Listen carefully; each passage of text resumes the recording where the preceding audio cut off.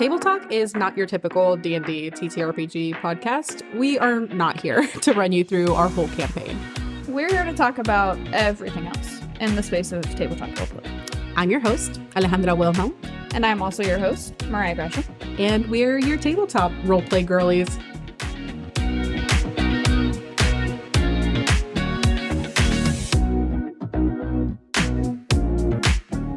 And we are live, back at it with another episode. Thank you so much for joining us yet again. It's just your Table Talk girlies today.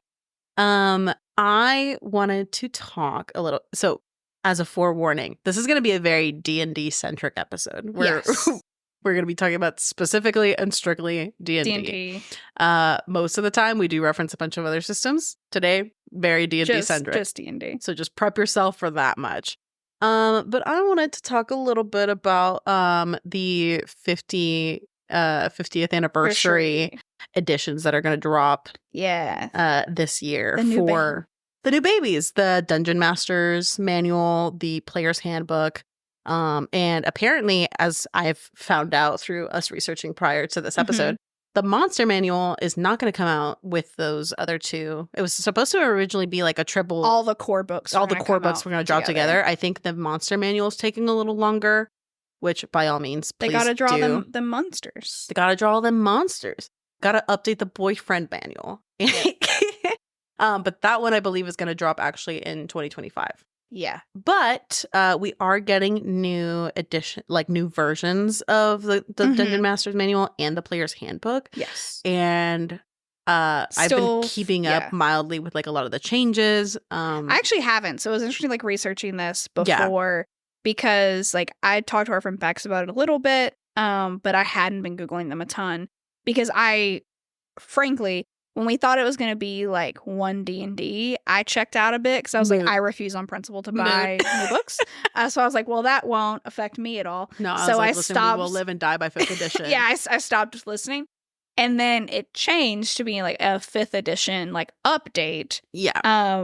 Sort of lovingly called like 5.5 or things by the internet. Yeah, but it is for sure compatible with 5e, which I love. I think that's I like if they're doing it that they're doing that and not doing a whole new thing. So we can kind of mix and match because there are some rules that I already don't think I like, and then there are some that seem really really cool. So I'm glad that we can sort of interchange. Yeah, we're already a homebrewy table, so we pick what we like and we throw everything else out the window. Yep. That is just the brand.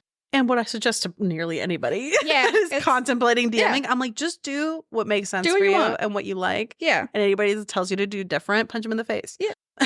But just customize the game to you. Yeah. There's no reason to not. They are definitely going to be bigger. We got a little bit of a sneak peek at them early because we went to PAX U and we went to that 50-year anniversary like announcement thing.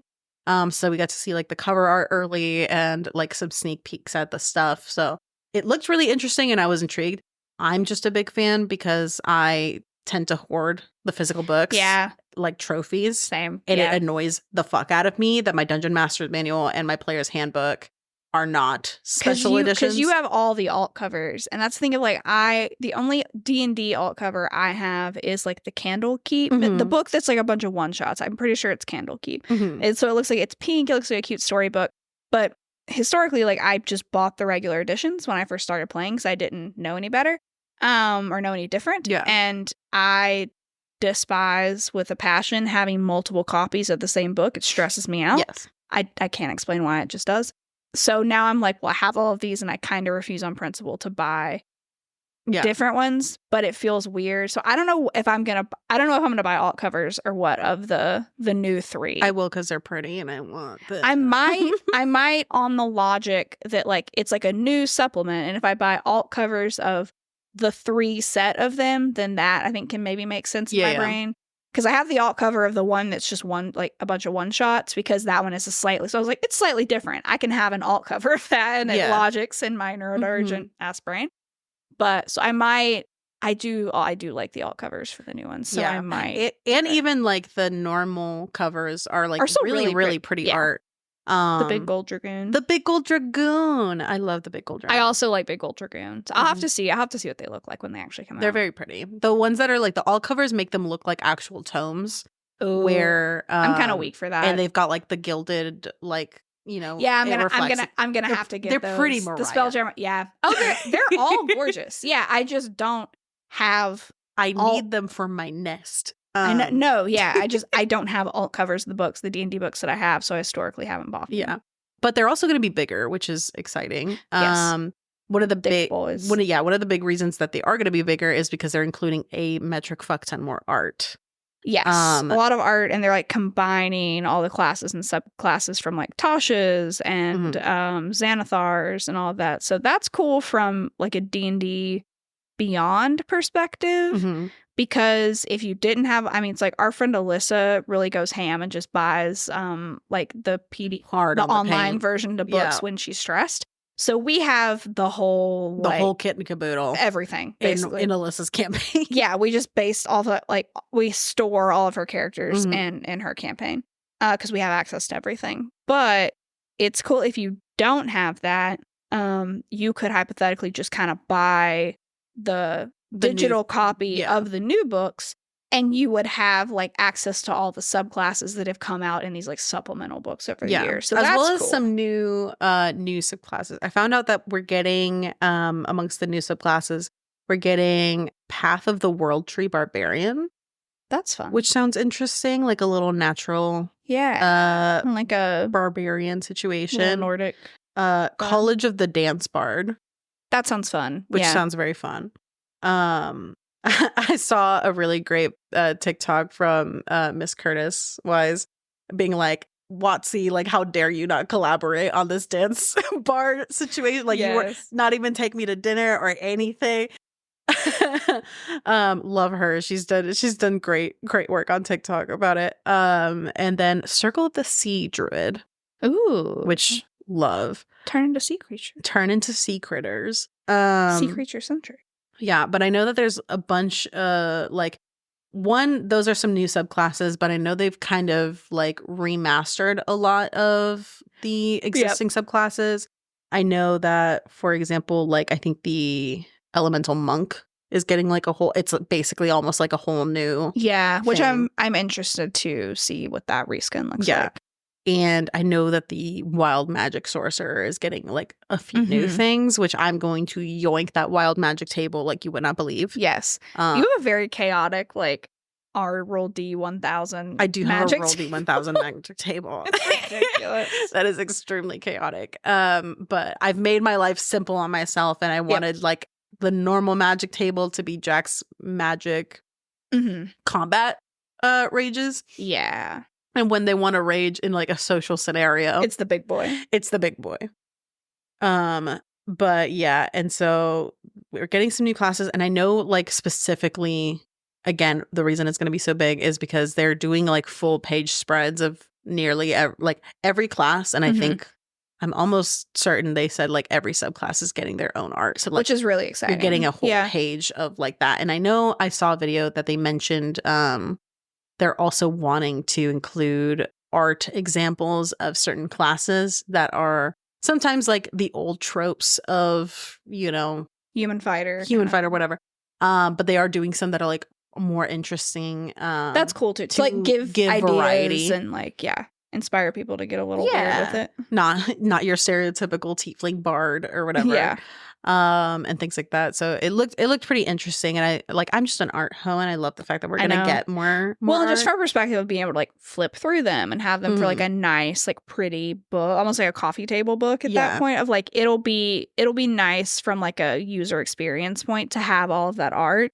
And because I remember you saying like weapons are getting illustrated, which like there's always been like a few that have, but like if they're going to illustrate more of them, that'll be really cool. Yeah, I think you're getting more illustrations of those weapons. So like I think one of the things that they mentioned was like being as beginner friendly as possible. So getting to really visualize a lot of the stuff that you're talking about in the books will be helpful.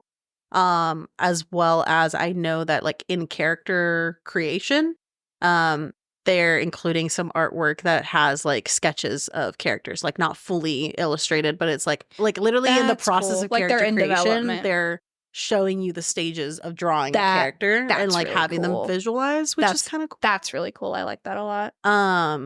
And I know also like with character creation, a thing that they've added is one, hopefully better explanations of like character creation, breaking things down. But then they also offer a section that talks about optimization for the people that like optimizing characters. So they'll have like suggestions of like, hey, if you want to go a more optimized route, like you already have some builds. And, like feed choices and all that. Like dex thing or stack your straight like like tips for like find race and class combos that like optimize or stack and stuff like that. Which like as a person that when I first picked up D&D, I was like, be super nice to have. Yeah, because I didn't either. I did not know how to optimize a character whatsoever. I had to like go to other people and be like, hey, I have an idea of a character, make them work for me. Like make the mechanics you have a concept, then it's like, well, is that even going to mechanically work? And so things like Tasha's like rules extensions are nice because you can like move the modifiers around. So even if you play like a non-traditional like race or class combo, like you can make that work for you. So like that level of flexibility is nice to have, but sometimes you don't want to necessarily do that too. So and I know they're also adding a lot of like fully fleshed artwork of like the places and locations and not just like little snippets here and there, which is super cool.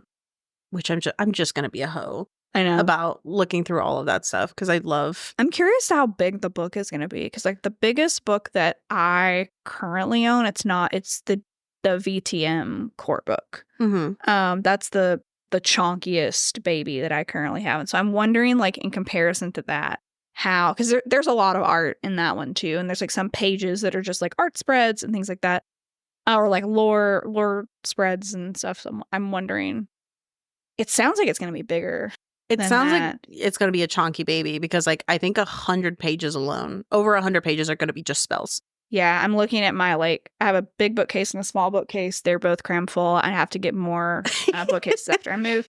But, like, I might turn that smaller bookcase into just, like, TTRPG and video game stuff. That may be, like, after the move. Yeah. Yeah, and they're definitely going to be thicker babies, which I'm excited about. And then another thing that so this part will just be like the player's handbook stuff. So it includes 16 backgrounds, 10 species, and 75 feats. And a new thing that they're kind of doing is the ability score adjustments are now tied to the backgrounds you select instead of the race. Interesting. Which is probably coming from a little bit of the feedback of like why some races are like geared better towards others and like also kind of veering away from race and going more towards ancestry and species, which is also I like a lot. Also like making the backgrounds actually functional is a cool idea too, because a lot of times like that is something that's kind of like, at least for me, a little bit of an afterthought or something where it's just like, this is the best fit. I haphazardly pick it for flavor. Yeah. Like almost. Maybe it helps me flesh out my character if I don't really know their backstory or like, do maybe I really care that I get a set of dice with this background? Not really. Not really. Yeah. Yeah. So I like that they're making that a little more functional. They also mentioned that each background is going to come with an origin feat. So we love a good feat. Yeah, we love a feat. But it's a new feat that will only be provided at character creation. So I imagine like if you pick a human, you're still going to get your feat as a human. So instead of like a level 1, you start with 1 feat, you'd start with 2. Oh, because you'd get one from your background. You think so? I think you would get 2? I imagine so. I wonder if it would be like, if it's because that variant human background is like pretty OP because you do start with the feat. Yeah. If that was the motivation for them, like at making that available for like any class, choices, yeah. You may get 2, but starting with 2 feats at level 1 would be pretty redonkulous. Yeah, for them, if they're keeping human with having that initial feat, then yeah, that'll be interesting to see. Yeah, that'd be pretty broken as a I don't think they're gonna do that. Maybe I might be wrong, but like, who knows? Who knows? Sometimes things slip through where it's like, this is broken AF. I mean, I know the min-maxers will just chomp at the bit. Yeah.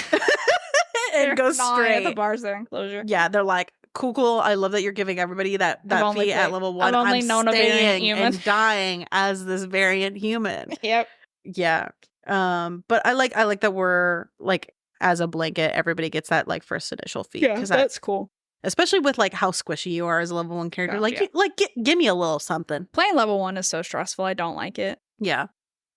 Like a strong breeze. A strong breeze or a really mangy rat. Like an aggressive pine needle just goes through your eye and you're dead. It's like, it's brutal out here. It's brutal. You're also going to get something called an epic boon feat. These are really cool. Yeah. I'm excited so that's available more high level. Yeah. Like the other end of the spectrum when you're like, probably 15 to 20, I would guess. Yeah, something like that. If not like 18 to 20. It's meant to be that like you're at your pinnacle of power.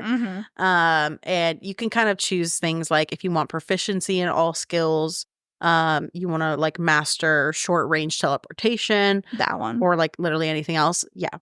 Short range. Let me just having proficiency in all skills if you were a rogue would also be really OP because rogues already get like expertise and like some rogue subclasses get like reliable talent and certain things like that. So if like and as your proficiency increases, like if all of those stack, that would be pretty freaking cool. Like where you can't roll below like a 15 on certain skill check, and I'm like, that'd be sick. Yeah. I know they also like they've made some mention that and this I know we're gonna love, but they're adding a lot of things that are going to make certain things more applicable outside of combat scenarios. Yeah.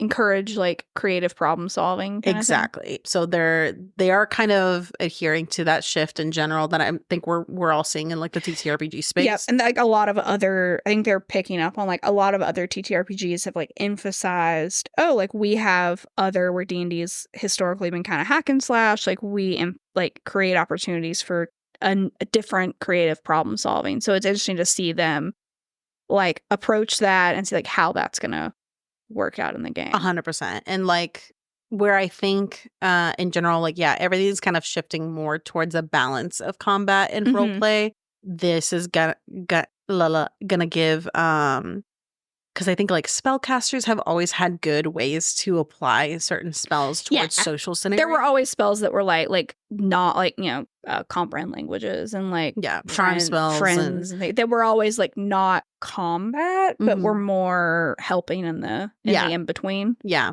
And I think like for example like a character like a barbarian or a fighter has a harder time translating the things that you're able to do. Yeah. You need to prioritize the other stats that aren't charisma.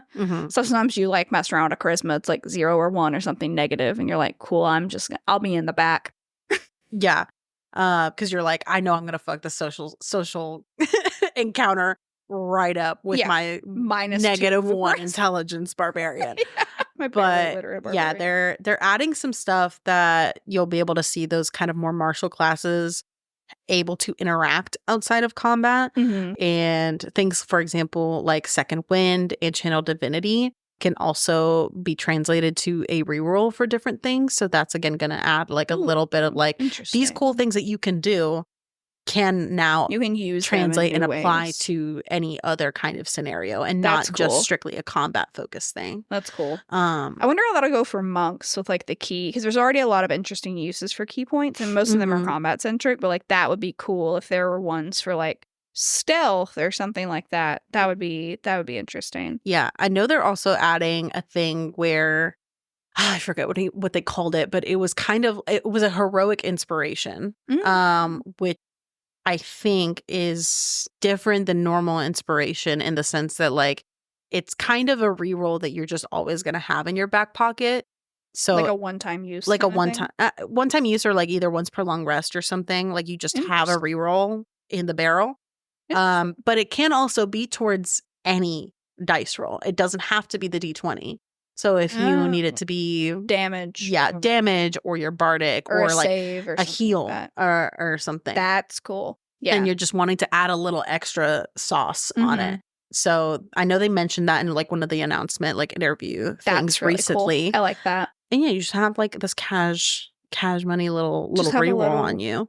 Yeah. Especially for like us, like we're both bad at remembering to give inspiration. So just like God, I'm terrible at having one in the bucket. That wasn't an attack at you. I'm so bad. But like, yeah, just having one in the chamber would be nice. Mm-hmm. I'm also really interested. Like initially when we were talking about that, I was like, ooh, like beholders are my favorite monster. So I was just like, I want a beholder friend. Like, let me befriend the beholder. Yeah, you mentioned that they're adding something. I didn't find that, but you and one of the like the reviews I was reading where it's like they're as part of that like creative problem solving and stuff, they're making it where like some monsters, I think it's in part of the monster manual, I believe, or maybe the DM's guide, probably the monster manual, where like they're adding information of like how certain monsters may react to different things. And so it's not like, oh, you come across a monster and the only option is fight. Right? Like you could try to communicate with them. Like some of them some monsters I think are not going to have the intelligence to do any like be social or have a like negotiate or have a conversation. But a lot of them like are really intelligent. So like, oh, you could like roll different things or try to come up with a different solution that's not just like, oh, you have to get through this monster by killing them. Yeah.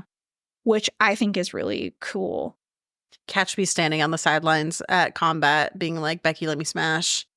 And just roll it. Right. Like how we already do with dragons where it's like, hey, you just like, I play a Marvin Gaye song for the beholder. Yeah. Like, my bard is standing there with a stereo held above their head.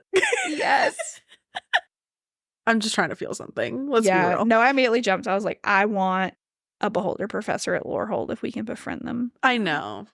And my campaign's so fucking crazy kooky that I'm like, yeah, I'll give it to you. There's a fucking beholder. I was like, I'll find you a nice like gentlemanly beholder that just like wears like a sweater vest and has like a monocle. And incredible. I was like, he can like incredible. You sent me one that has like a beholder and a cloak, and it's very cute.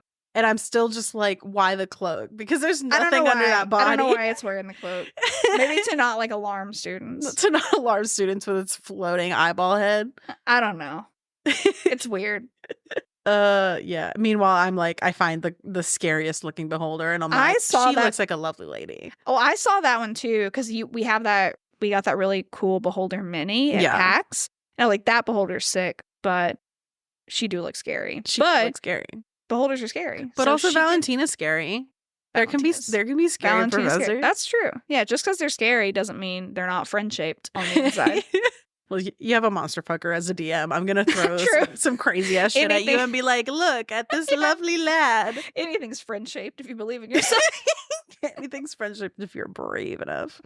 Oh, God. But yeah, I love that we're shifting into giving like more martial classes like more things to do. Yeah. Big fan of that. Mm-hmm. And I know that there was a mention that like they're tailoring the range of damage everyone can deal. So like I think the damage floor is higher, but the ceiling is also lower in general. I think that might have something else to do because I know there was a little mention with the monster manual for like CR ratings for new monsters. I think a lot of the older monsters are staying where they're at. Okay. To make it easier. Yeah, I'll admit that is by no means my area of expertise. Of like, I vaguely understand challenge ratings. So it's like I don't regularly run D&D. So like I've not really had to contend with that a ton. I've had a little bit because of like designing a couple like of the few combat encounters that we've done. And I'm starting to get a handle of it, but I've always found like CR is not super helpful. It's kind of when I'm planning the combat. It's like a general idea to start with, but you do have to trial and error that shit a little bit because it'll be like, yeah, this is in theory balanced for a party of 3 or 4, and then y'all wipe it. And I'm like, well, that didn't even last a round. You have to like be a little bit dynamic with it and give yourself permission to sort of adjust like HP or like bring in new enemies or something. I'm at the level where I'm like, I throw something at the wall and I'm like, I think they'll last like 2 or 3 rounds, which is normally my aim because I don't want combat to like drag. And if I see that they're about to get melee rocked on the first round, I just add a couple zeros, baby. Yeah. Just take it throw back. A couple zeros on the end and that's fine. Like just wind and all that. Yeah, or I pick something really overpowered and I nerf the fuck out of it and I make a call in the moment. It's easier to do that. It's easier to like nerf something than it is to like beef something up. We're like, hey, this rat has chitin on it, apparently, like underneath the fur. Yeah, when I threw that corpse flower at you, I was like, rough. rough. This is way out of your league. I'd be like, it was like did it by myself with one NPC. I'm having it attack one time instead of 3 or 4. And it's still almost killing me. Yeah, that was... And I'm rolling like a quarter of the damage. A lot of things happened there that made that encounter maybe not what you thought it would be. Yeah, but I'm like, but I need this monster thematically, so we're just going to roll with it. It was great. It's just like, I knew in my head, I was like, you're not going to kill my character right now. And even if she dies, like, she can be resurrected. Yeah. But I'm like, it was a near thing. I was keeping a real careful eye on your health. Yeah, like I think after every time I would tell you what my health was, you were like, okay, like, cool. Good to know. Good to know. But yeah, and then let me look at what else we've got. We talked about the epic boon feats. There's also a little bit of like stuff with weapon mastery. I know it contains like a mastery property, meaning like certain martial classes are going to gain weapon mastery features, which will like expand a little bit of your repertoire of combat tricks, especially for like fighter stuff. Interesting. Because you'll always have like your random shit you can do to kind of play the battlefield a little bit. But they kind of illustrate it a little bit with say like you're kind of fighting like a drove of minions situation and you want to it also actually encourages you to switch between weapons. Ooh, that's fun. With that weapon mastery, so you can like use different really play the field. So yeah, like if you're going against like a drove of minions and you want to bring out like a battle axe and just start cleaving away at them hoes, if you have like cleave mastery, it kind of gives you a lot more for that. Or if you're say like you have a rogue on your party and you're really wanting to give them as much advantage, you can like do like a warhammer and topple those bitches over. Almost like the Dragon Age like Warcry thing where you can like pull aggro. Yeah. Or like in Elden Ring where you use the spirit summons to pull aggro. I wonder if it is a thing where like those weapon masteries are going to help because like I know right now in fighter, like when I've played a fighter and we get to like we were choosing subclasses, it's kind of hard it's hard to justify for me taking something other than Battlemaster. Just because Battlemaster gives you can do so much more and be so much more dynamic in combat. So I wonder if they're sort of like sprinkling that benefit around to the other in ones. The subclasses. So it's like you still get everybody can do some of those interesting things and like affect the battlefield that way, but you still can play like a thematically different kind of fight. That would be cool to see. It sounds like they're trying to make one combat more dynamic in general, which is nice. And then also while also giving like more application out of combat to other things. But yeah, I would hope so, especially for fighters, because it does sound a little bit like they're trying to diversify those abilities a little or spread the love around. And then there were spells. The spells is like the one thing, and like I completely will say I'm truly going to withhold judgment until I read it. Right? Because like you never really know until you read the source book. The new spell mechanics and stuff are the one thing like I'm not sure that I like. Explain it to me because I don't think I've like. So, okay, I'm explaining it to you with how our friend Bex explained it to me. So this is like. This is a game of telephone. This is a game of telephone. Like, don't quote me. So generally, I mean, like, obviously we all know, anyone who plays D&D, of like there's already certain spell like restrictions on like certain class, like a warlock can't cast like cleric spells, or like a wizard can't wild shape or cast certain druid spells. Yeah. But there's also some like a fair bit of overlap, right? And so I think like everything is getting bucketed into 3 types of casting, where it's like arcane casting, like faith-based casting, and like primal casting, which is like the nature, so like druids and like kind of elemental magic and things like that. So from what I understand, and this could be wrong, giant caveat on this, like you kind of pick a track and then those are the only spells that you have access to. So there's less overlap? It seems like there's less overlap and there's less like ability to customize or dip into other pools. Like I don't know how that would work with like multi-classing. If you multi-classed into everything, if you would gain access to that. It's something like I very much like I'm not the most informed about it. But like immediately as someone who likes to kind of pick with and we do a lot of reflavoring of spells as well. I am like, I don't know that I love that. Yeah. But that can also just be a thing of like, you don't have to play that if you want.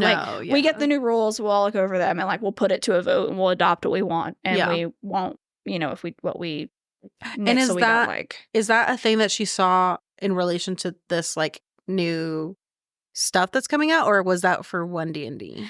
I believe it's in relationship to the new stuff. Okay.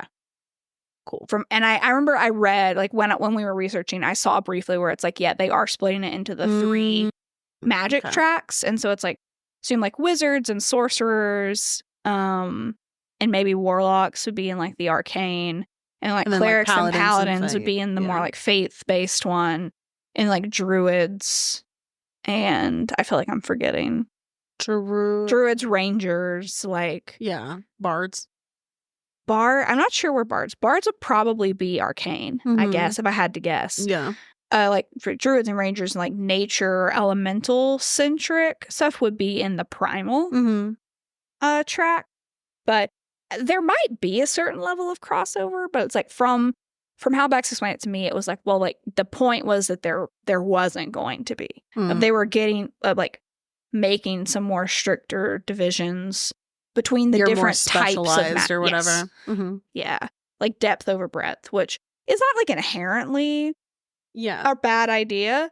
Like it's definitely, that's the one thing where like I'm definitely gonna have to read that carefully and see if it's something. Because I'm like, I don't know that I know that they're adding like, or it's gonna be a collection of nearly like 400 spells or so. Yeah, true. They are like revising and revamping a lot of older spells, so like the verbiage might change. And again, that we just gonna have to look through them. That's so many cards. That's so many. I already bought all the spell cards. For real, the pain. Also, that I don't want to buy new spell cards. I don't know. I may just like look through them, and then if I like I'll look through them a particular phrasing of a spell. You can also always like print them out or like make them. 100%. Do your own deal. And I can see where like splitting it into the 3 tracks would make it easier to organize and to buy the spell cards, because like you have the thing now where like no matter what class you get, there's always a few that are just in the arcane deck. Or like the paladin spells, you kind of have to get that paladin deck. And so with it being organized by class, like those 3 specific packs. class, that does create like you end up just kind of needing all the cards. So I understand, like, because they're trying to make it more beginner friendly and a bit more streamlined and like accessible, that like putting the magic into where it's like, hey, there's 3 sets of cards, and like you either get these 3 sets of cards or you pick the track that you need for your class, and then you're good. And then you're good to go. I see the utility of that. I just like, as someone who has not been playing that way, like if I didn't own the cards yet, I think I would be like, cool, great, fine. But I'm like, I already bought all these cards. Right. So yeah, that'll be interesting to like, we'll have to like open up, like get the new and get the old one and like compare in the books, like with the spells printed out, how things differ. And if I like the phrasing or the application of certain like things more. And then I did mention I mentioned the character creation stuff already. They are also going to be including annotated character sheets as a part of it, which again, they're gearing more towards a beginner friendly, which full advocacy for, because as someone that started D&D, that character sheet's extensive and you're like, what the fuck? That's a lot of words, bitch. I don't know what all a lot of boxes, means. A lot of slots to fill in. Like a lot of numbers. It's the learning curve for D&D, unlike some other TTRPGs that are more beginner friendly, is pretty high. And you really it does feel like you got to get introduced by somebody that knows what the fuck they're talking about, and just kind of like shadow them for a bit as they're like looking over your sheet and pointing things out for you. So the more easy to adapt, the better, I think. Yeah, agreed. And I know they're including something else. I think it was going to be something, I forget what the word was for it, but it was something similar to like the sidecar stuff for Daggerheart, where you had like these kind of additional sheets to explain other things, but I forget what that was called. And then I know in the Dungeon Master's Guide, there is a little bit, there's not a whole lot new necessarily there, but they did include something new for bastions. Yeah, you can have like the little home decorating. Yeah, The Sims. But a bastion is basically a mechanic that is going to allow players to build and manage their own kind of headquarters using a system of rules that govern like bastion turns. I don't know how applicable that's going to be for like every game. No, but it is cool. It's kind of similar to like the herd mechanics with in VTM, where it's like a resource that you have access to. Or, you know, like from a perspective of like, oh, if you're fighting and you like hole up in your, you know, castle compound, whatever your bastion is, then like you assume you would have certain advantages, or like you could like lay traps or something if you like, you know, do some Home Alone shit if you gotta like go out of town. Or like it's interesting and it's fun to like have that written in as mechanics. I think that's something that like people have just kind of been off the cuff doing for a while now. So it'll be cool to see what the like official D&D's like interpretation of that is. Yeah, I'd be interested because I have been like noodling for a bit with Strixhaven when I think about y'all like graduating and stuff and like going to the respective guilds. Where are we gonna live after we graduate too? That's a different. Girl, I don't know. That's what I'm trying. That's exactly what I'm trying to figure out. Not gonna live in the dorms. Neither is Jack. No, it's what I'm trying to figure out. Where I was like it's why that kind of attracted me a little bit, because I was like, do I give y'all like a little headquarter situation? Or I mean, we could buy it. We're all nepo babies. I know you're all nepo babies. You can just buy whatever the fuck we could buy property. Like buy a property. But like I wanted to think about. I do think that there is a how do I phrase? I think that there is like a mandatory period in time where you do have to like live. Yeah, it's like college where you have to like live on campus the first year. Yeah. That kind of thing. Because you kind of have to be on call for a while and things like that. But I like the guilds are like a campus, right? Like there can be degrees of it. Especially when you come in as like a Strixhaven graduate. It's not. Yeah, and you're already at 10th level. You're not going to be staying at the closet sized room that they give the lowest tier adventurers or whatever. So I was thinking about like, especially with y'all's connections, like, do I give y'all like a little whatever somewhere in the guild, depending on where y'all go, like a little penthouse, like a little like apartment suite situation. Yeah, and so that kind of attracted me, where I was like, I'd be interested to see like what that entails. Or like I was thinking about like Worlds Beyond Number with Suvi getting her own wizard tower. That would be cool. Yeah, and so I was like, I liked the idea of that, and having like that would be fun. Little people that work for you that you can send off to like go gather something for you or whatever, things like that. Could even be like an interesting like a little like interplanar thing where like maybe the housing is like kept on a different kind of like plane, or a different kind of like in between reality pocket that like everyone has access to if you're in the guild, but like for like protection reasons. I did want it to be something that like felt like a home base for y'all, because I still want to keep that element of like you all come home to the same place, even if you're off doing your own thing.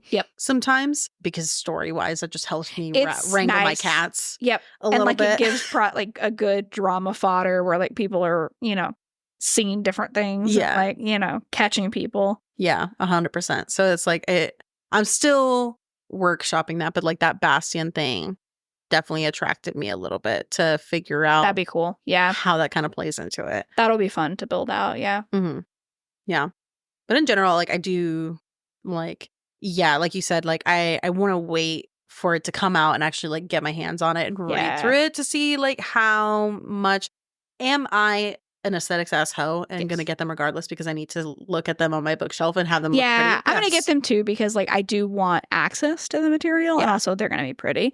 But how applicable a lot of the stuff is, who knows? Who knows? It's going to depend on review. A lot of the stuff does seem cool, and I like that it's being pitched as like an expansion or an augmentation or an evolution on 5th edition, and not like a completely new edition, or like we're trying to reinvent the wheel. Bullshit. Yeah, it's just trying to like expand the rules and give a little bit more flexibility and leeway for different styles of play. But it's not making, you know, it's like when PS5 made their games are reverse compatible for PS4. And I'm like, cool, great. That's how it should be. You shouldn't have to buy all new things every time.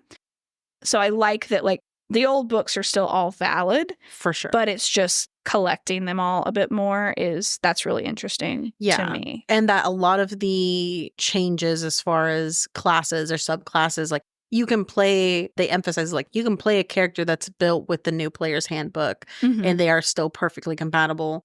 Yeah, it's not like, it's gonna be broken, or if like somebody likes or somebody doesn't like, or you like the rules for melee but not for spell casting, or vice versa. And like it's all still on the table. It's not like, oh, if you use the new stuff, your characters are gonna be broken against like old, like now. No.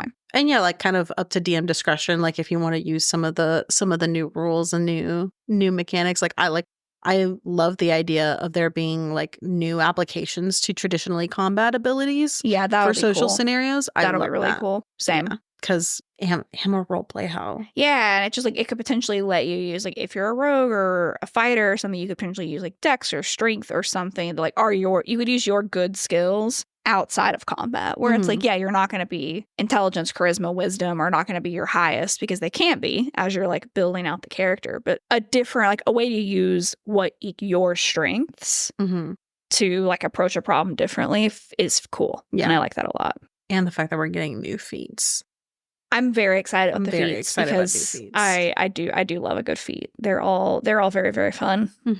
Yeah. So I'm excited to see what they dish out. Yeah. I think we covered everything. I think we did too. Yeah, we're coming up on the end. I hope you found something useful or learned something new, and maybe you're looking forward to this as much as maybe we are. Yeah. Thank you so much for joining us for another episode, and we'll see you next time. Bye. Bye. Table Talk is a podcast brought to you by Mythos Media Productions, bringing you a new episode every Wednesday, wherever you get your podcasts. Find us on Instagram and TikTok at Table Talk RPG, or check us out at our website, mythosmediaproductions.godaddyscites.com. All business inquiries can reach out to us via email at info@mythosmediaproductions.com.